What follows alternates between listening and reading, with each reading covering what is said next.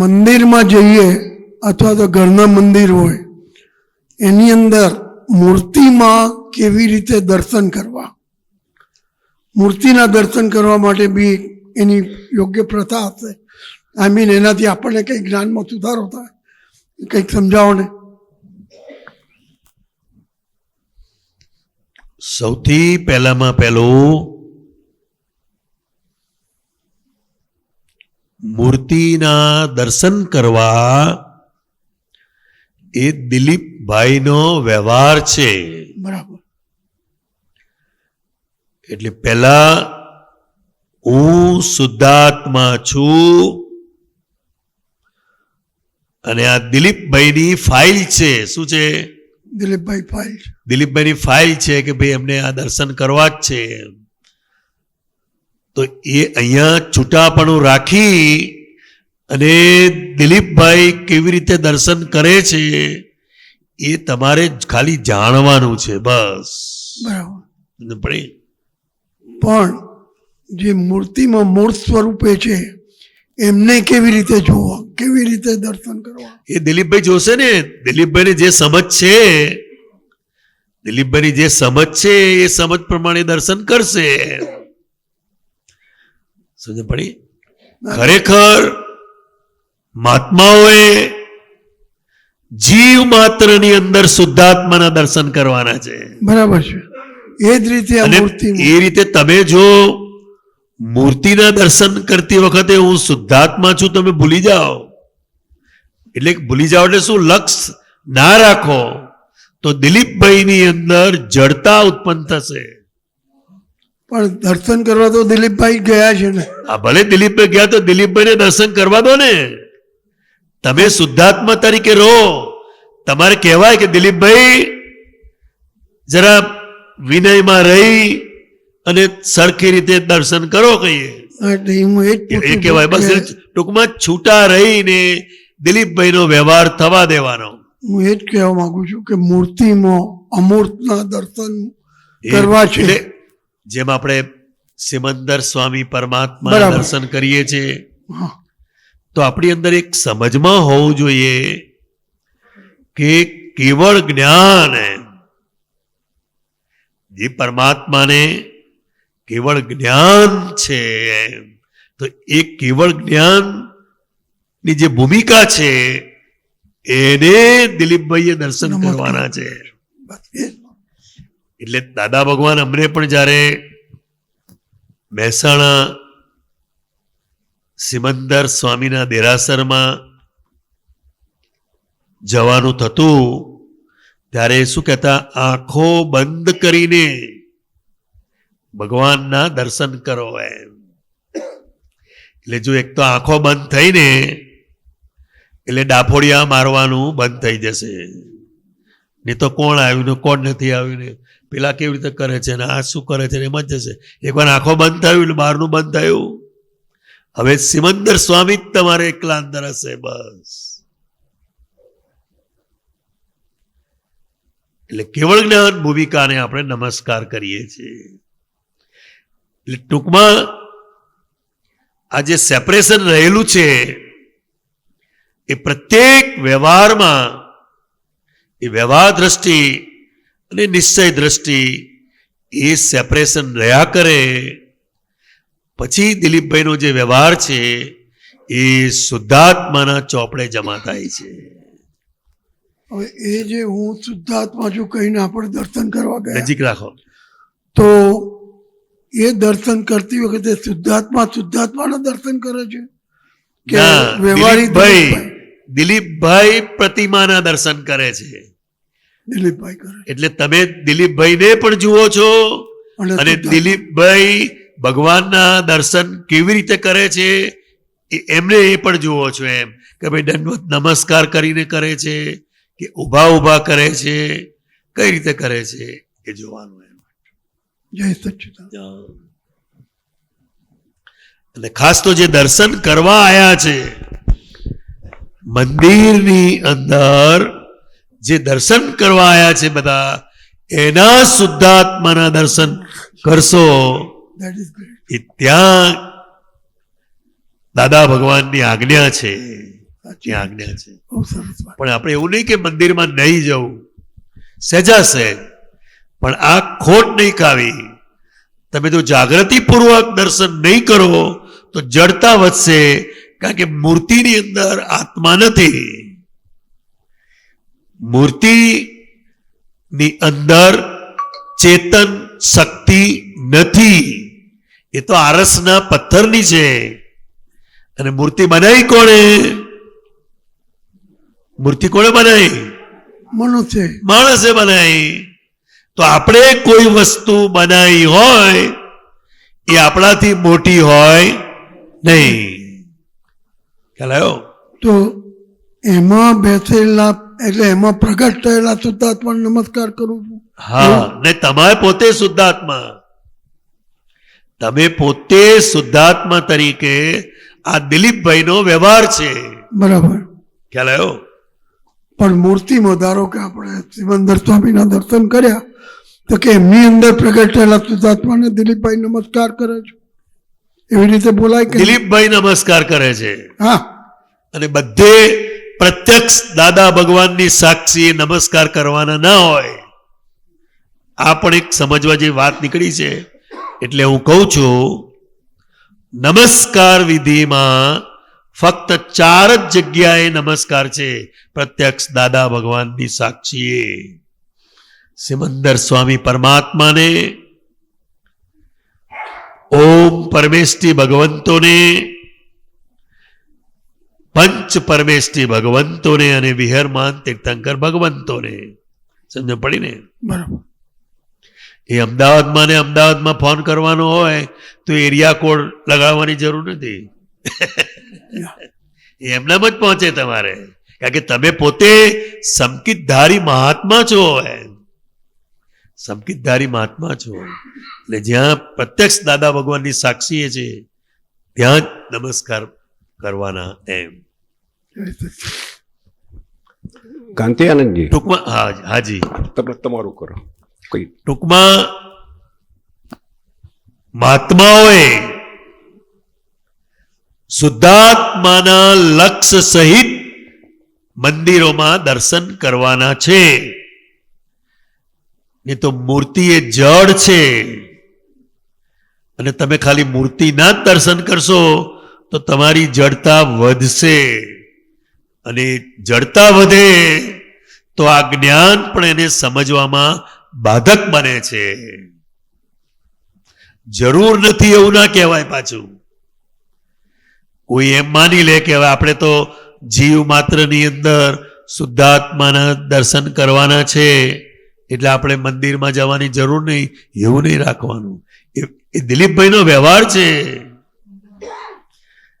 સહેજા સહેજ એમ તમે જતા હો ને રસ્તામાં મંદિર આવ્યું, તમારા ધર્મ પત્ની હોય એ કહે કે ચલો દર્શન કરી આવીએ.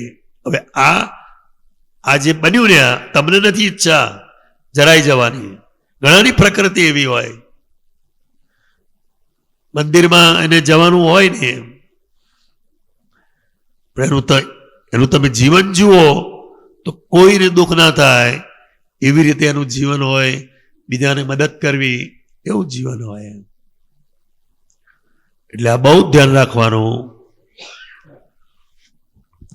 સાહેબ, 4 જગ્યાએ જે આપણે વાત કરી પ્રત્યક્ષ દાદા ભગવાનની સાક્ષીએ, હા, એમાં સિમંદર સ્વામી, પંચ પરમેષ્ઠી ભગવંતો, ઓમ પરમેષ્ઠી ભગવંતો, અને ચોથું વિહરમાન તીર્થંકર. તો ઈ જે પ્રત્યક્ષ દાદા ભગવાનની સાક્ષી એ આપણે લગાડી છે અને બીજી જગ્યાએ આપણે નથી લગાડતા, એની પાછળનું કારણ થોડું એનું કારણ સમજાવો. એ જ છે કે ત્યાં તમારો ડિરેક્ટ તમારો નમસ્કાર પહોંચે જ છે. તમે પોતે સંકિતધારી મહાત્મા છો. એટલે બીજી જગ્યાએ પહોંચે જ છે એમ, પહોંચે જ આ 4 સિવાય. આ 4 સિવાય. બરાબર છે, હા, સમજાયું. આપણને જ્યાં લોકો ઓળખે જ છે ત્યાં પછી કોઈની ઓળખાણ આપવાની જરૂર જરૂર નથી. નથી. બરાબર છે, બહુ સરસ. એટલા માટે એટલે આ 4 જગ્યાએ પ્રત્યક્ષ દાદા ભગવાનની સાક્ષી. સાક્ષી. બરાબર છે. કારણ કે એ આખી લિંક એમની સાથે છે અને એક જવાબદારી છે. આજે તમે પ્રત્યક્ષ દાદા ભગવાનની સાક્ષી એટલે કેટલી મોટી વસ્તુ કહેવાય. આખા બ્રહ્માંડો એમના અધીન છે. વાહ વાહ, બરાબર છે.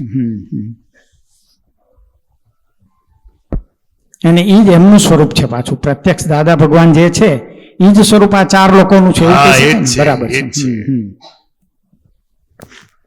કાંતિ આનંદજી, આજે આપણે દર્શનની વાત થઈ તો હંમેશા કોઈ પણ મંદિરમાં, ઇવન આપણા સુરત મંદિરમાં પણ અંજન સલાકા પ્રાણ પ્રતિષ્ઠા મૂર્તિમાં કરવામાં આવે છે કે જેથી કરીને મૂર્તિ પ્રાણવાન થાય. અને સુરત મંદિર ખાતે તો આપણે એવું વારંવાર કહીએ છીએ કે આ પ્રતિમા નથી, હાજર ભગવાન છે. એટલે આ વસ્તુનો જરાક ઉલ્લેખ, કારણ કે આ થોડુંક કેમ કે દાદા ભગવાન કહેતા હતા કે અમે જ્યાં જઈએ ત્યાં મૂર્તિમાં પ્રાણ પ્રતિષ્ઠા કરીને આવીએ છીએ, તમારી જોડે વાત કરશે. હા હા, બરાબર છે. એટલે એ કામરેજ મંદિર જે છે ને એ સિમંદર સ્વામી પરમાત્માની ભાવ પ્રતિષ્ઠા દાદા ભગવાને કરેલી છે. નહીં, ઇવન મહેસાણા કે ક્યાંય પણ ગયા તો દાદા કહે છે કે અમે ત્યાં કરેલી છે અને ત્યાં પણ તમને આ મૂર્તિ હા. એવું જ ફળ હા, આપશે. ફળ આપશે. એટલે એક સિમંદર સ્વામી પરમાત્મા જે છે એક અપવાદ છે, અપવાદ છે. એટલે મેં કહ્યું ને કે આપણે મંદિરમાં નહીં જવું એવું ના હોવું જોઈએ. ભગવાન હાજર છે એ રાખીને જે દર્શન હા, કરશું એ રીતે જ. તો તમને એ જ પ્રકારનું એ એ ફળ પણ મળશે. લાભ થશે. મૂર્તિ નથી સમજવાની. બરાબર છે. આપણે કોઈ પણ મૂર્તિના દર્શન કરીએ છીએ તો આપણો અંદર શું ભાવ છે, કયા ભાવથી દર્શન કરીએ છીએ, શેને માટે મંદિરમાં જઈએ છીએ, એ આપણો જે ભાવ હોય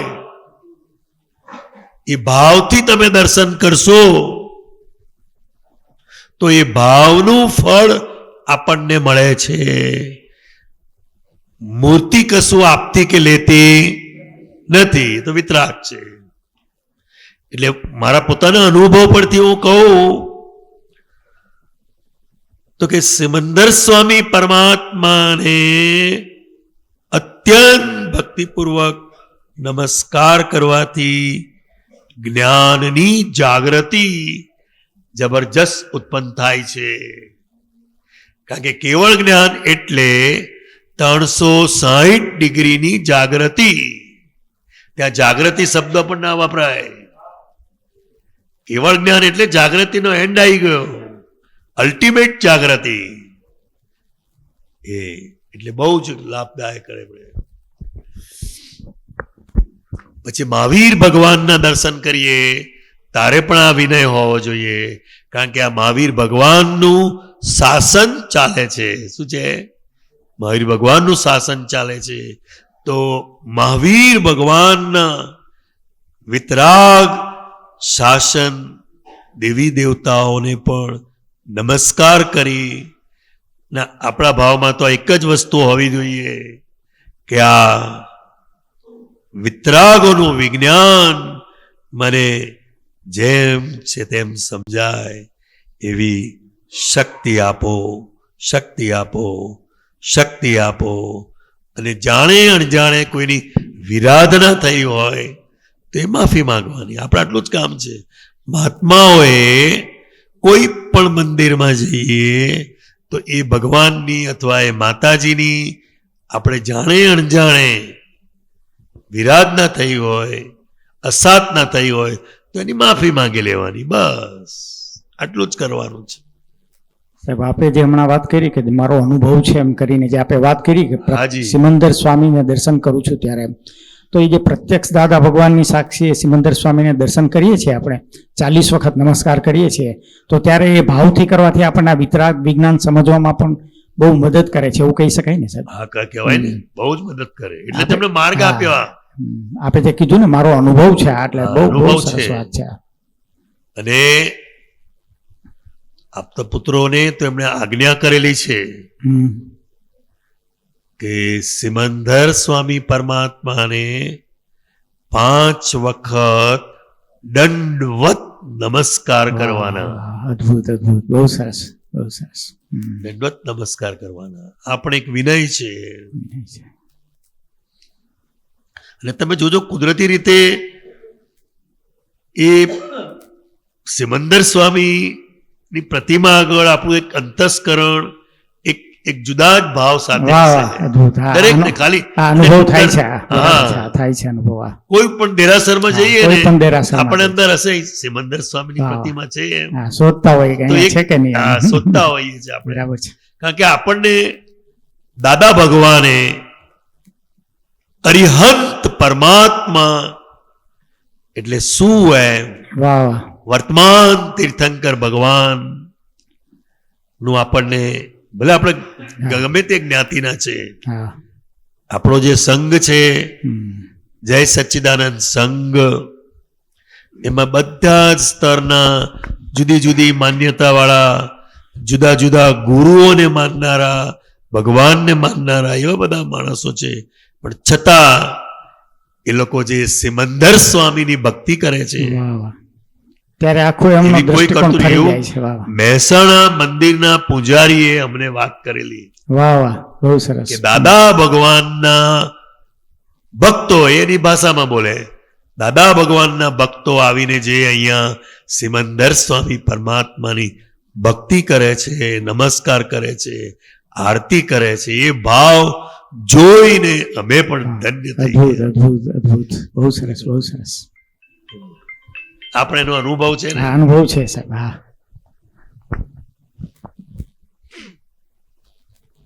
સાહેબ આ દાદા ભગવાનનો તો બહુ મોટો ઉપકાર છે આ માનવ જાત ઉપર આપણે ડિરેક્ટ અનુસંધાન કરાયું. અનુસંધાન આ ક્યારેય બની ન શકે એ આવું ક્યારેય ન પોતે બને. વચ્ચેથી હટી ગયા એવું પોતે- કહેવાય. વાહ વાહ પોતે હટી ગયા છે સીધું કનેક્શન કરી દીધું છે હા, ડિરેક્ટ એમ. હમ. અને અલ્ટિમેટ વસ્તુ આપીને હું વિજ્ઞાન સ્વરૂપ છું. જ્ઞાન સ્વરૂપ છે વાહ વાહ આ તાર કોઈ હિસાબે જોઈન્ટ થાય એવું નથી આ ના થાય. અદ્ભુત છે આ વાત અદ્ભુત. એટલે હવે આપણે પ્રત્યક્ષ દાદા ભગવાનની સાક્ષીએ વર્તમાને મહાવિદે ક્ષેત્રમાં વિચરતા તીર્થંકર ભગવાન શ્રી સિમંદર સ્વામીને અત્યંત ભક્તિપૂર્વક નમસ્કાર કરું છું. આપણા નમસ્કાર પહોંચ્યા એટલે આપણે ચોથા આરામ જ કહેવાય ને. વાહ, સવાલ જ નથી વાહ બહુ સરસ બહુ સરસ પાંચમા આરામાં રહ્યા, હમ. ચોથા આરાનો લાભ મળે છે. લાભ મળે છે હવે આનાથી લાભ બીજો કયો આનાથી જોઈએ? મોટો લાભ કયો હોય બીજો બરાબર છે બહુ સરસ ને કેટલાક મહાત્માઓ તો 50 મિનિટ સુધી હા, એનું કરે છે. સામાયિક કરતા હોય છે કરતા હોય છે હા કે 50 મિનિટ બસ સિમંદર સ્વામી પરમાત્માને રોજ હા નમસ્કાર કરવા. કારણ કે આપણે ત્યાં જવાનું છે, જવાનું છે જેમના દર્શન કરવાના બાકી છે આપણે.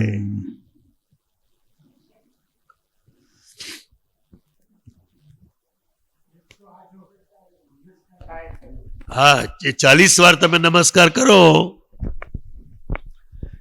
એટલે 108 વાર નમસ્કાર થયા એનો લાભ મળે.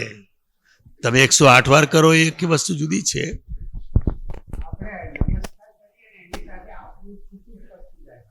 હા, સ્વામીજી આપણે વળવા આશ્રમ ગયા હતા ત્યારે 10-15 અમે લેડીઝ હતા, તમે સાથે આવ્યા હતા અમારી સાથે વળવા આશ્રમ, અને ત્યાં તમને વિધિ કરાવી હતી આપણને નીચે દાદા, હા, હા, એ મને બહુ આમ યાદ આવે છે. હા, ખંભાતમાં હતા આપણે, હા. એ ઋષભદેવ ભગવાન જ કહે હા. છે કે મહાત્માઓ ત્યાં વિધિ બી કરાવી હતી તમે, અહીં દર્શન કરવા આવવું પડશે. ત્યાં વિધિ કારણ કે કરાવી હતી તમે એમને. અક્રમ વિજ્ઞાનનું સ્ટાર્ટિંગ પોઈન્ટ છે આ. એના બદલ જરા કારણ કે શ્રીમદ રાજચંદ્રે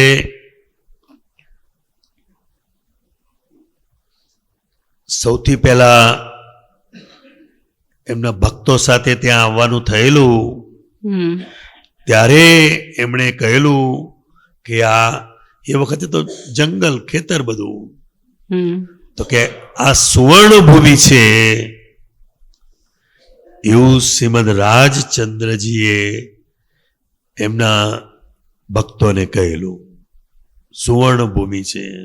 હવે તો બહુ મોટો આશ્રમ થઈ ગયો છે તો. એટલે એમના નિર્વાણ પછી એમના જે ભક્તો હતા અને એમાં ખાસ કરીને પોપટભાઈ અમદાવાદના, હમ એ આ જગ્યા ઉપર જ્યારે આવે છે ત્યારે એમને યાદ આવે છે કે કૃપાળુ દેવે આ ભૂમિ માટે, આ સુવર્ણ ભૂમિ છે એવું કહ્યું છે, માટે આપણે અહીંયા આશ્રમ બનાવીએ. અને વડ, એ વખતે તો જંગલ ખેતર બહુ, એક વડ હતો અને વાવ છે ત્યાં, વડ ને વાવ, છે. એટલે પેલી કેવી જગ્યા કે અરે ભાઈ વડ ને વાવ નથી, કે વડ ને વાવ નથી, તે વડવા થઈ ગયું.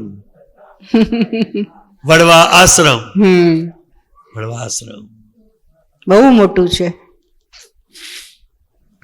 એટલે દાદા ભગવાનનું પણ ખંભાત આવવાનું થતું ત્યારે એમની સાથે પણ વડવા આશ્રમમાં ઋષભદેવ ભગવાનના દર્શન કરવા માટે જવાનું થતું. અને નમસ્કાર વિધિ જે છે આપણી પ્રત્યક્ષ દાદા ભગવાનની સાક્ષીએ, એ વડવા આશ્રમમાં દાદા ભગવાને પહેલી વાર બોલાવેલી. કવિરાજને કહ્યું તમે લખી લો એમ.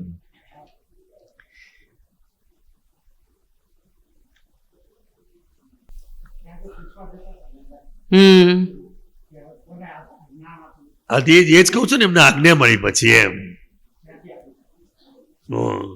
લગભગ 1974 સાલ છે. બહુ સરસ વિધિ કરાવી હતી તમે. હા, એ મૂર્તિ એ ખૂબ મોટી છે એકદમ. હા, ઋષભ એવી જ ત્યાં પાલીતાણામાં છે એવું મેં સાંભળ્યું છે. એવી સેમ મૂર્તિ પાલીતાણામાં બી છે. આ ખાલી જિજ્ઞાસા માટે બેને વાત કરી. એટલે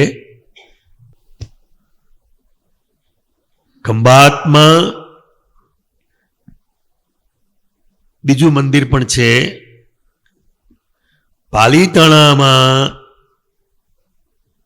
એક જ પથ્થરમાંથી ઋષભદેવ ભગવાનની 2 પ્રતિમા બનાવવામાં આવેલી. એક પ્રતિમા પાલીતાણામાં રાખવામાં આવે છે અને બીજી પ્રતિમા ખંભાત લાવવામાં આવે છે. એક સરખી પ્રતિમા. હા, સેમ છે. પ્રતિમા બધો ઇતિહાસ છે. અને પહેલા શું મંત્ર યુગ હતો, મંત્ર યુગ. અત્યારે જેમ યંત્ર યુગ છે, પહેલા મંત્ર યુગ, એટલે એ વિધિથી બધું થતું હોય એમ. ત્યાં પછી આપણી બુદ્ધિ કામ ના કરે.